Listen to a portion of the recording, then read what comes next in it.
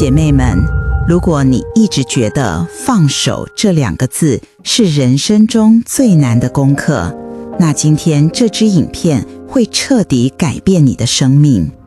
如果你感觉自己卡住了，无论是在一段关系里、一份工作里，还是一种反复折磨你的情绪里，你拼尽全力想要挣脱，却越陷越深，那么请你深呼吸，因为我将要和你分享一个秘密，一个既强大又无比简单的放手技巧。真正的放手只需要2步。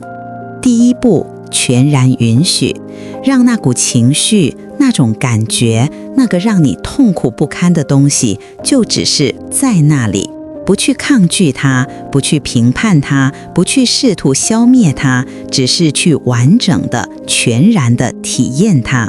第二步，主动选择，然后你只是做出一个选择，一个发自内心、清晰而温柔的选择，对自己说：我放手了。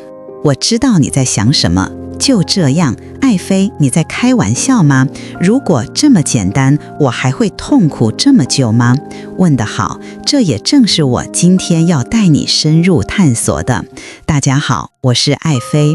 作为一个在商场和人生里摔过无数次跤的创业者，我发现所有外在的成功、财富、美好的关系都源于内在的通透。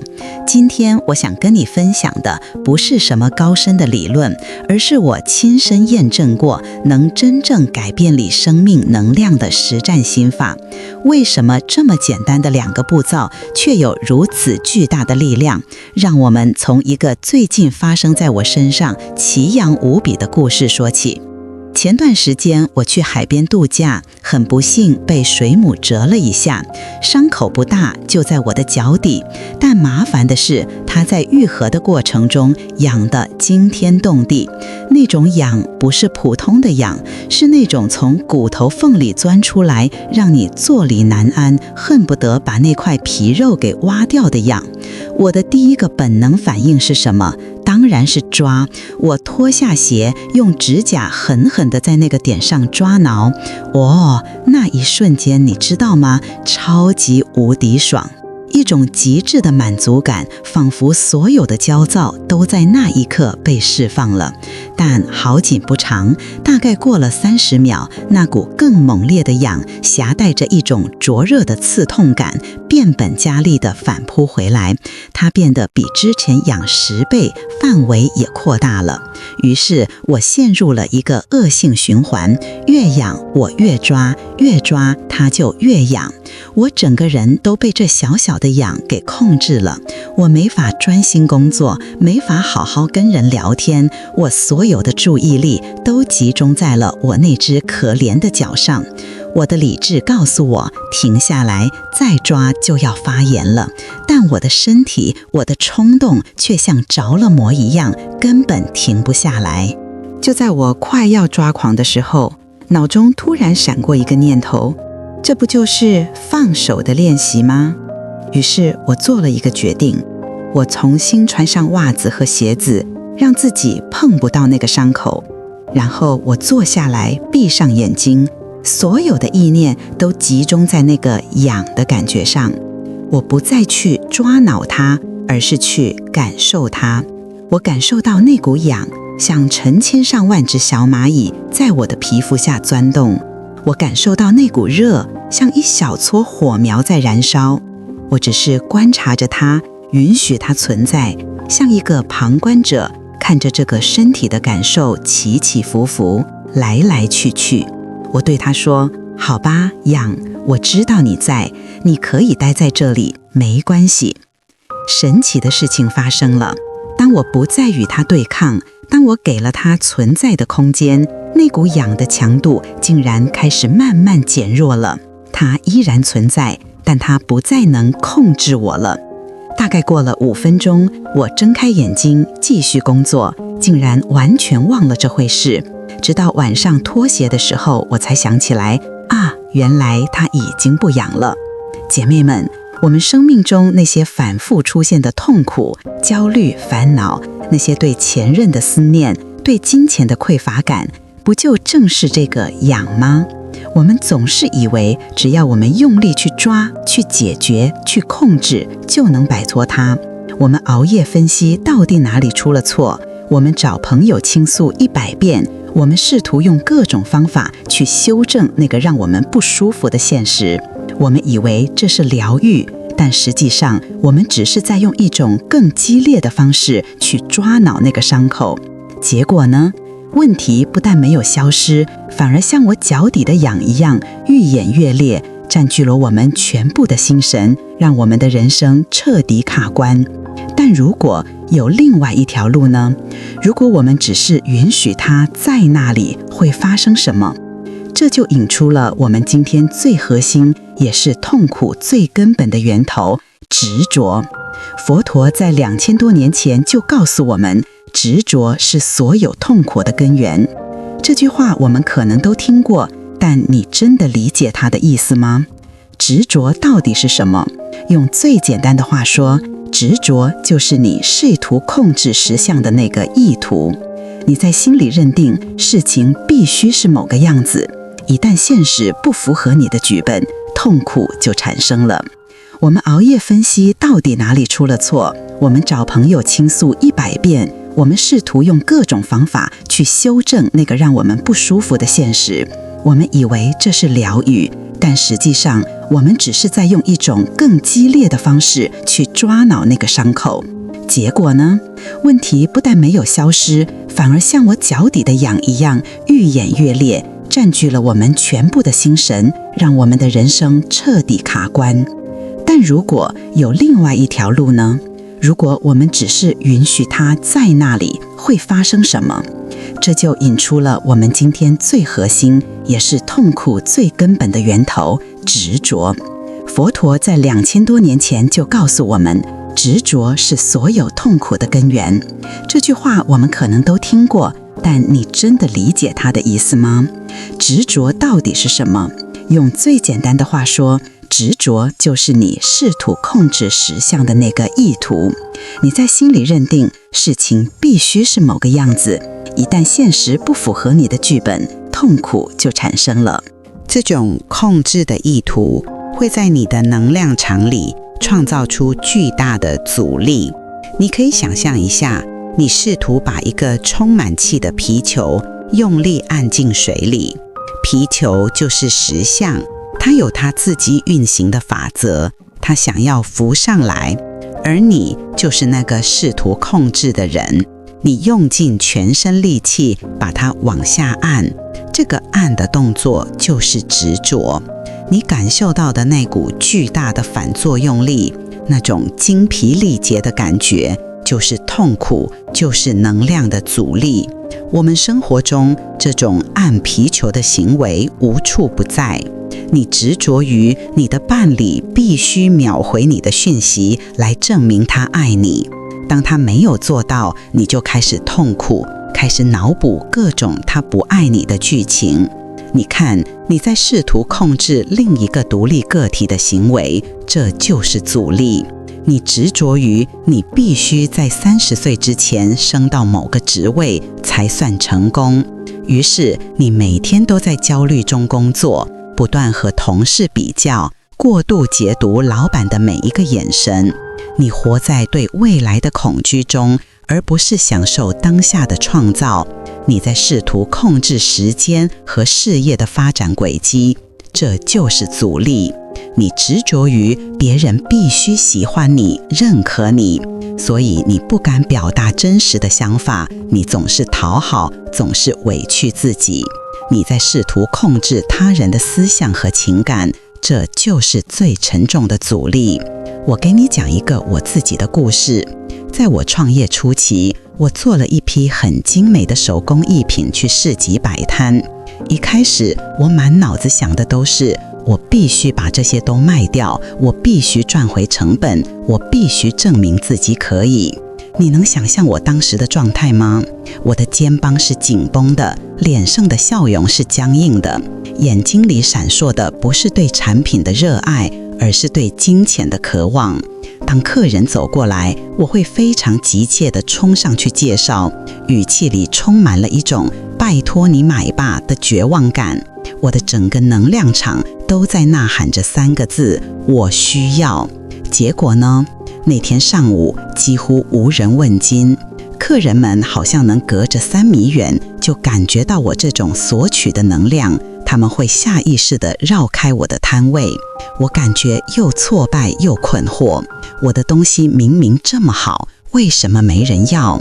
中午吃饭的时候，我累到不行，突然觉得很没意思。我对自己说，取他的业绩吧，反正也卖不掉。下午我不想着赚钱了，我就想跟来这里的人聊聊天，交交朋友，享受一下阳光和音乐，不是也很好吗？这个念头一转，奇迹发生了。下午我整个人都松弛了下来，我不再执着于卖掉这个结果。我放着音乐，给自己泡了杯茶，有客人过来，我就笑着对他们点点头。他们有兴趣，我就跟他们分享这个作品背后的故事，分享我的创作灵感，像在介绍自己的孩子。我不再关心他们买不买，我只关心我们的这次相遇是不是有趣的，是不是真诚的。我的能量场从索取变成了分享，从匮乏变成了丰盛。然后呢，你猜怎么着？我的摊位前开始聚集越来越多的人，他们被我松弛快乐的状态所吸引，他们对我的故事产生了共鸣。最后在我收摊之前，我带去的所有东西不仅全部卖完，我还收到了好几个可定的订单。那天我赚到的钱远远超出了我的预期，但比金钱更重要的是，我学到了毕生难忘的一课。当你拼命想要控制结果，结果就会逃离你。当你放掉对结果的执着，只是去享受过程，投入于当下的创作和连结，最好的结果会以一种毫不费力的方式自动来到你面前。这就是能量的法则。现在我想请你也静下来想一想，在你的生活中有什么是你紧抓不放，像我上午卖东西那样，反而让你更痛苦的？那个你用力按在水里的皮球是什么？在留言区分享一下你的执着吧，让我们看见彼此，知道自己并不孤单。好了，当我们意识到执着就是痛苦的根源，下一个问题自然就来了。我们如何才能停止这种无意识的控制呢？我们如何才能停止去操纵宇宙、操纵他人、操纵结果呢？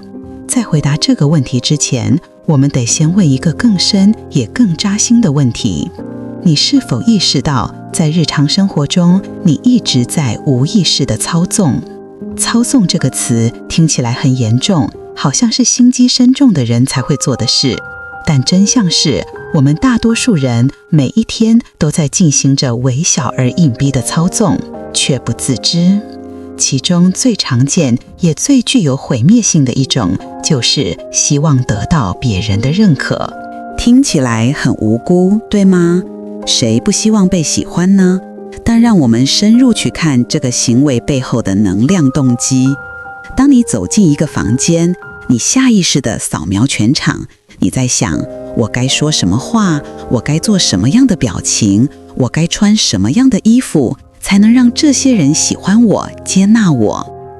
当你和伴侣吵架，你大哭大闹或者冷暴力，你心里的潜台词可能是，我要用我的情绪来让你感到愧疚，从而让你妥协，来满足我的需求。当你和会议上明明有不同意见，却选择附和老板，你的动机是，我要展现我的合作性与忠诚度，来换取他未来对我的赏识和提拔。看见了吗？在所有这些场景里，你都在试图做一些事，去换取一个你想要的反应。你在试图改变或影响他人的内在状态、思想、情感、决定，来服务于你自己的安全感和利益。这就是操纵的本质。而这种操纵最大的受害者是谁？是你自己。因为当你把能量聚焦于如何才能让别人喜欢我时，你就背叛了那个最根本的问题：我是谁？我真实的感受和想法是什么？你为了换取外界短暂的认可，而切断了与自己真实内核的连接。你变成了一个变色龙，一个戴着面具的演员。你失去了自己的力量，你的能量在不断地向外泄露。而这种源自小我的根深蒂固的控制欲和操纵欲，正是让放手变得无比困难的根本原因。因为你的小我从根本上就不相信除了控制还有别的活法。但如果真的有另一条路呢？一条能让你从这种永无止境的操纵后彻底解脱出来的路，这就是我们今天的终极密钥。放手之所以如此困难，之所以你挣扎了这么久都做不到，只有一个原因，因为你一直相信必须由我来搞定一切。这个我不是真正的你，而是你的小我ego。你可以把小我想象成一个住在你脑子里、极度焦虑、缺乏安全感、控制欲爆棚的办公室经理。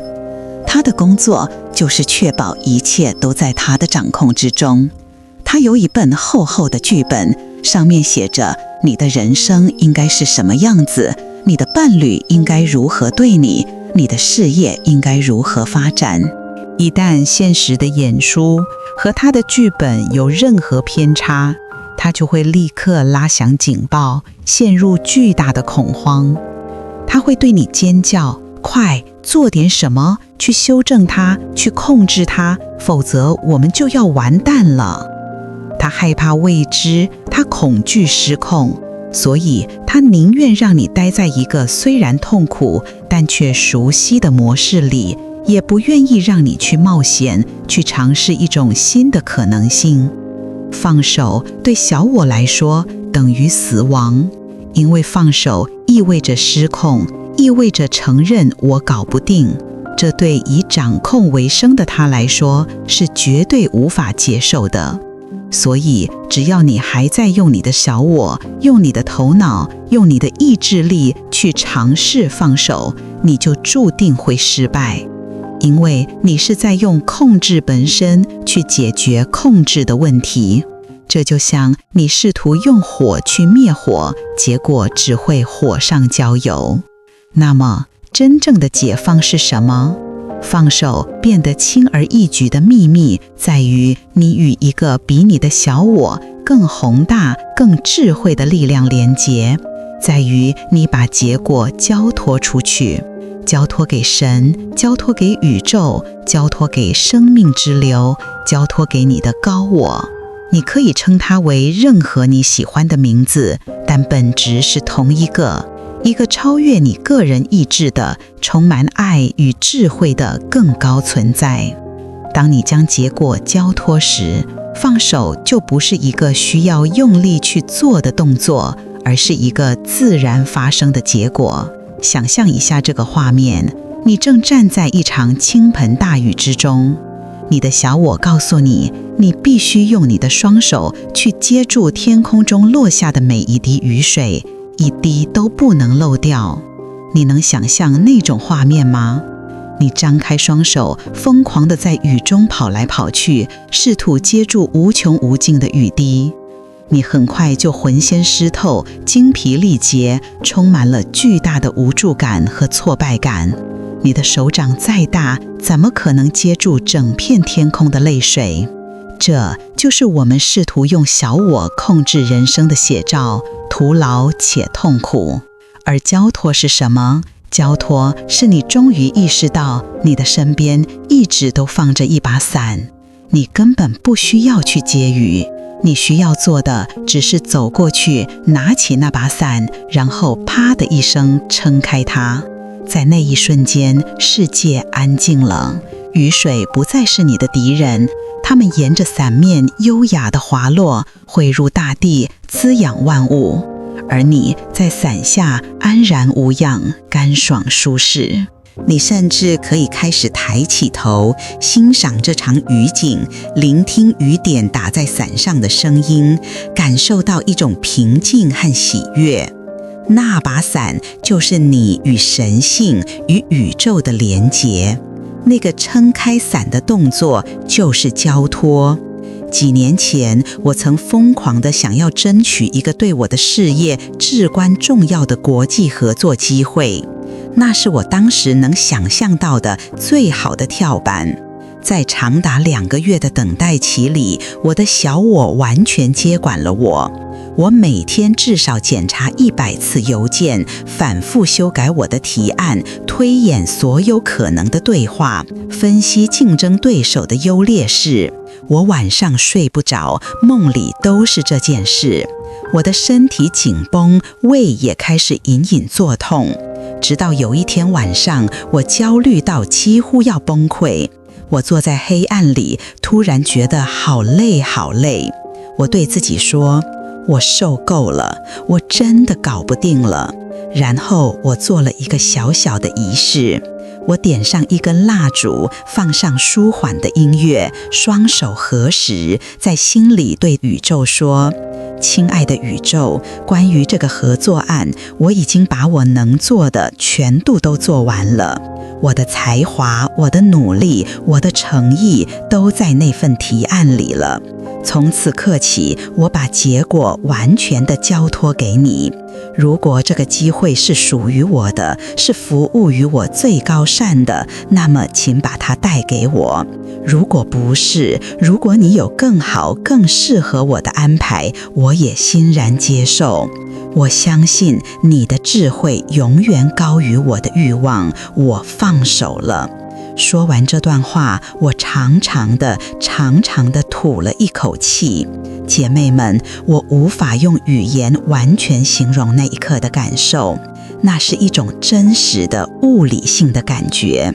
我感觉到一个沉重无比的包袱从我的肩膀上被整个卸了下来，我的后背不再紧绷，我的呼吸变得深沉，那种盘踞在我胃部的焦灼感瞬间消失了。我感到那久违的深深的平静。那天晚上，我睡了2个月以来最香甜的一觉。接下来的几天，我真的就不再去想这件事了。我把注意力放回我的创作，放回我的生活。我不再检查邮件，因为我知道答案会在它该来的时候来。结果呢？大概1周后，我收到了对方的邮件。他们不但给了我那个合作机会，还提供了一个比我当初提议的条件好上3倍的方案。他们说，在所有候选人中，他们能感觉到我有一种从容不迫的自信。天知道，那份从容根本不是我演出来的，那是在我彻底交托之后，宇宙送给我的礼物。所以你看，当你不再执着于我必须得到，而是臣服于我相信最好的安排，那股沉重的压力瞬间就消失了，放手就在那一刻毫不费力地发生了。当你真正做到交托，奇迹就会在你的生命中频繁上演。而最经典也最让大家津津乐道的一个例子，就是那个所有人都问过的问题：为什么你一放手，它反然回来了？我想几乎所有姐妹都在感情中经历过这个前任法则。当你日思夜想，为他茶不思饭不想，每天去看他社交媒体800遍，用尽各种方法想挽回他的时候，他对你避之唯恐不及，像躲瘟神一样。然后在某一个时间点，你可能被伤透了，也可能只是累了，你终于决定去他的吧，老娘不要了。你删掉他的联系方式，你开始专注于自己的生活，你去健身，去旅行，去跟朋友聚会，你打从心底里觉得一个人也挺好。就在这个时候，叮，手机亮了，那个你以为永远不会再联系你的人发来一条讯息，最近还好吗？这到底是诅咒还是宇宙的黑色幽默？都不是，这背后是再清晰不过的能量运作法则。让我们从能量的层面来解释这整件事。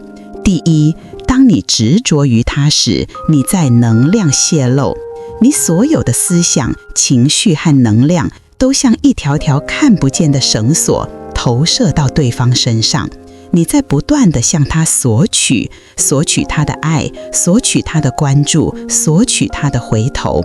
这种索取的能量在对方看来是极具攻击性的、侵略性的，他或许无法用语言说出来，但他的潜意识能清晰地感觉到一种压力，一种被拉扯的窒息感。人的本能反应是什么？就是逃离，跑得越远越好，来切断这种能量的纠缠。第二，当你放手时，你在收回力量。当你做出我放手了的决定，并且是真正从内心交托之后，你就切断了那些投射出去的能量绳索，你把所有外泄的能量全部收回到了你自己身上，你不再把快乐的钥匙放在别人手里，你开始为自己的生命力负责。就在这个时候，叮，手机亮了，那个你以为永远不会再联系你的人发来一条讯息，最近还好吗？你的能量不再外泄，而是开始在你的内在循环、累积、增强。你变得完整、自洽、临在 present。你走在路上，你就是一道光。你的笑容是发自内心的，你的眼神是清澈笃定的。你不再需要任何人来完成你，因为你自己就是一个完整的宇宙。第三，吸引力法则的启动，成为即拥有。一个完整、自洽、能量内收、充满生命力的人，是宇宙中最具吸引力的磁铁。你的能量频率从匮乏和索取提升到了丰盛和圆满。根据吸引力法则，同频共振，你所是的 what you are 决定了你所能吸引的。这时候，那个前任或者其他更好的人为什么会被你吸引？因为他们感受到了你身上那种稳定、自足、充满喜悦的高频能量。他们不是被你要回来的，而是被你成为的样子给吸引过来的。所以，亲爱的，这里藏着一个宇宙终极的智慧。想要在能量层面等于向宇宙宣告我没有。你想要爱，等于你在说我没有爱。你想要钱，等于你在说我没有钱。这是一种匮乏的频率，宇宙只会给你带来更多没有的体验。而成为是向宇宙宣告我就是，成为爱本身，成为丰盛本身。当你自己就是太阳，你不需要再去追逐光，行星会自动被你吸引，围绕你运转。这就是前任法则的全部秘密。它无关乎技巧，无关乎心计，它只关乎你的能量状态。聊到这里，我想你已经明白了，真正的放手不是一种放弃，不是一种无奈的妥协，而是一种最高级别的力量回收。它是从小我那种顽固、恐惧的控制，转向对神性、对生命之流全然的信任，是从匮乏的想要转变为临在的成为。那么，在实际生活中，我们该如何处理那些储存在身体里根深蒂固的创伤、焦虑和恐惧呢？我们该如何放手那些过去的伤痛？方法和我们对待一个受伤的小孩完全一样。请你想象一下，在你的内心深处住着一个小小的你，他可能因为童年的某件事而感到害怕，可能因为某段关系而感到受伤，可能因为某次失败而感到羞愧。这个焦虑的、受伤的、恐惧的小孩，就是你所有负面情绪的源头。现在这个小孩正在哭泣，正在发抖，你会怎么做？你会不会蹲下来对他大吼：你有完没完？我怎样才能摆脱你？你真是我的累赘。你不会的，对吗？任何一个有爱心的人都不会这样对待一个受伤的孩子。你会做的是轻轻的、温柔的走过去，蹲下来，用你最温暖的怀抱把他抱住。你会对他说：宝贝，我在这里，我看到你了。你很害怕，对不对？没关系，害怕是可以的。你就在我怀里，好好的害怕，好好的哭一场。我哪儿也不去，我就在这里陪着你。你允许他的眼泪流淌，允许他的身体颤抖。你给了他一个绝对安全、被接纳的空间，让他的情绪能够自由地流经他，也流经你。你与他连结，而不是排斥他；你拥抱他，而不是试图修复他。这就是最高级的疗愈，最高级的整合，也是最终极的放手。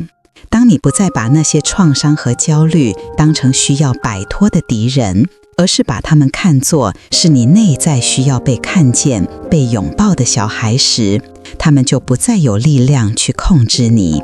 因为爱是宇宙间最强大的转化力量。所以从今天起，当那股熟悉的焦虑、悲伤或愤怒再升起时，试着不要去抓挠它，只是停下来，把手放在你的心上，对你内在的那个小孩说：亲爱的，我看到你了，没关系，我在这里陪着你。去感受那股情绪，允许它，拥抱它，然后把它和你对结果的所有期待一起轻轻地交到宇宙那双更温柔、更智慧的手中。你会发现，你的人生将从此变得无比轻盈，充满奇迹。如果今天的分享哪怕只有一句话触动了你，请为我点亮一颗爱心，让我知道这份能量有传递到你心里。更重要的是，按下订阅并开启小铃铛，我会持续分享更多能真正帮你活出力量的深度内容。最后一个小提醒，你也知道，像这样深入探讨意识的内容有它存在的特殊性，我建议你立刻点击收藏，把它保存下来，以帮它未来某天就看不到了。我们下期见。